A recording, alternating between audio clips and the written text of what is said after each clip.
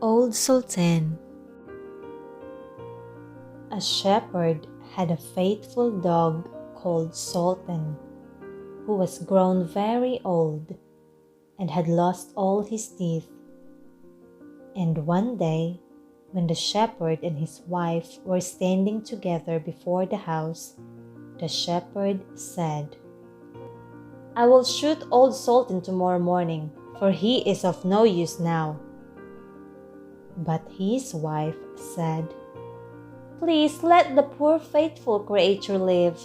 He has served us well a great many years, and we ought to give him a livelihood for the rest of his days." "But what can we do with him?" said the shepherd. "He has not a tooth in his head, and the thieves don't care for him at all. To be sure he has served us, but then he did it to earn his livelihood. Tomorrow shall be his last day, depend upon it." Poor Sultan, who was lying close by them, heard all the shepherd and his wife said to one another, and was very much frightened to think tomorrow would be his last day. So, in the evening, he went to his good friend the wolf, who lived in the wood, and told him all his sorrows and how his master meant to kill him in the morning. "Make yourself easy," said the wolf. "I will give you some good advice. Your master, goes out every morning very early with his wife into the field, and they take their little child with them, and lay it down behind the hedge in the shade while they are at work.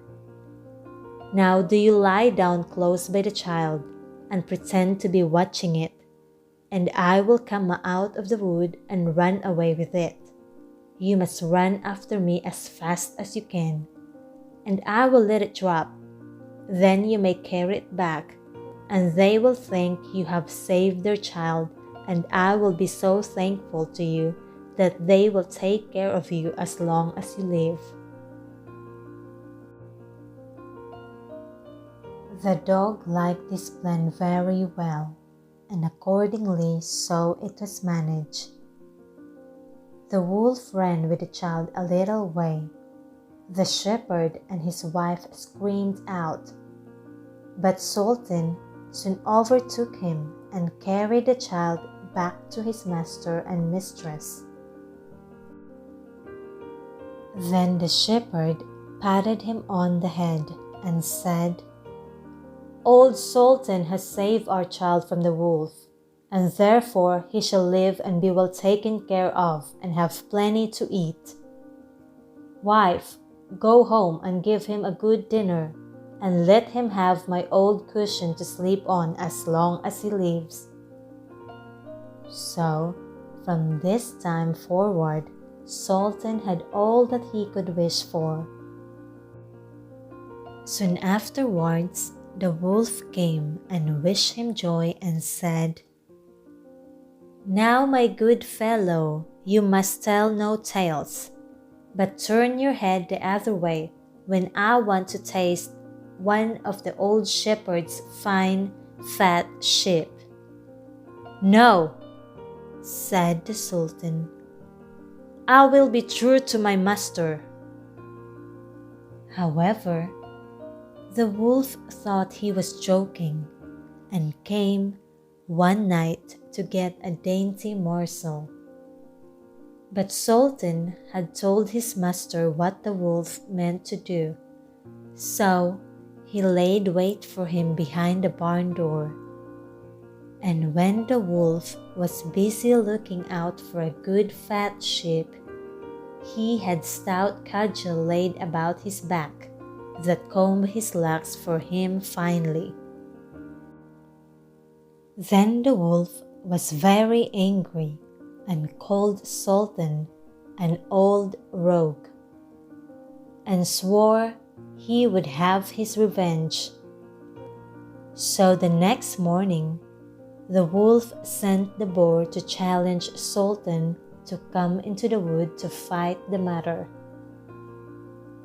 Now, Sultan had nobody he could ask to be his second but the shepherd's old three-legged cat. So he took her with him, and as the poor thing limped along with some trouble, she stuck up her tail straight into the air. The wolf and the wild boar were first on the ground, and when they spied their enemies coming and saw the cat's long tail standing straight in the air, they thought she was carrying a sword for Sultan to fight with, and every time she limped, they thought she was picking up a stone to throw at them. So they said they should not like this way of fighting, and the boar lay down behind the bush, and the wolf jumped up into the tree. Sultan and the cat soon came up and looked about and wondered that no one was there. The boar, however, had not quite hidden himself, for his ears stuck out of the bush. And when he shook one of them a little, the cat, seeing something move and thinking it was a mouse, sprung upon it and bit and scratched it, so that the boar jumped up and grunted and ran away, roaring out, "Look up in the tree! There sits the one who is to blame!" So they looked up and saw the wolf sitting amongst the branches, and they called him a coward, and would not suffer him to come down till he was heartily ashamed of himself, and had promised to be a good friends again with old Sultan. The end.